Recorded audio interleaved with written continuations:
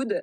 Félix, vous avez analysé ces 5 pistes d'investissement pour 2025 et vous nous dites ce qu'on peut faire pour copy-trader cette personne.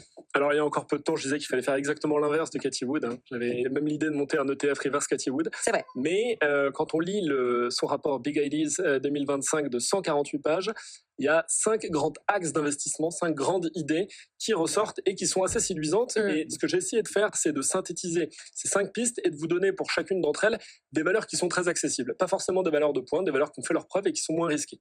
Donc, papier, crayon, et vous pouvez noter première idée, la convergence des technologies, c'est-à-dire la convergence à la fois de l'IA, de la robotique, du stockage, de l'énergie, des blockchains, du séquençage génétique, des technologies qui nous paraissent séparées, mais qui, en convergeant, vont accélérer l'innovation.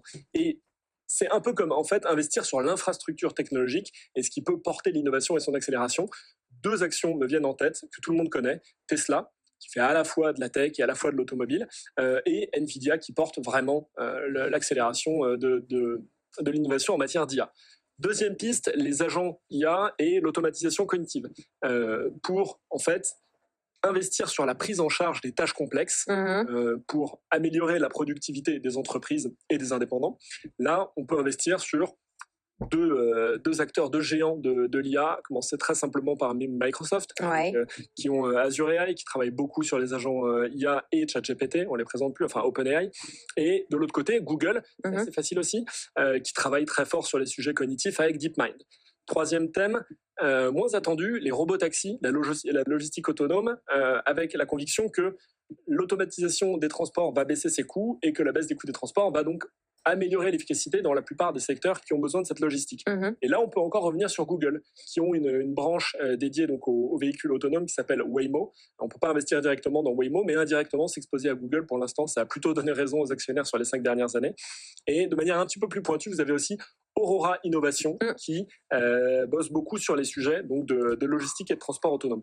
4e piste, la révolution génomique et la médecine de précision. Alors là, sans jouer les démiurges et se prendre pour un dieu, l'idée de Cathie Wood, c'est de dire que l'IA va permettre des traitements de plus en plus personnalisés et que le séquençage génétique va permettre vraiment de faire progresser la médecine.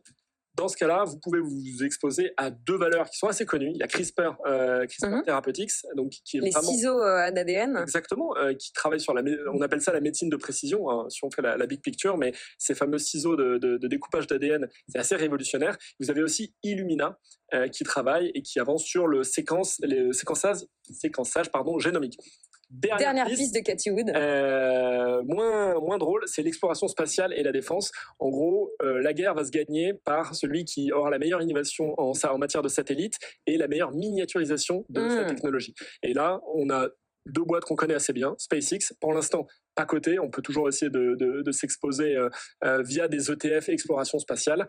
Et Lockheed Martin, avec son fameux programme Orion, qui travaille sur donc, une nouvelle génération de satellites et qui a fait ses preuves depuis le début de l'année avec le rebond du secteur de la défense.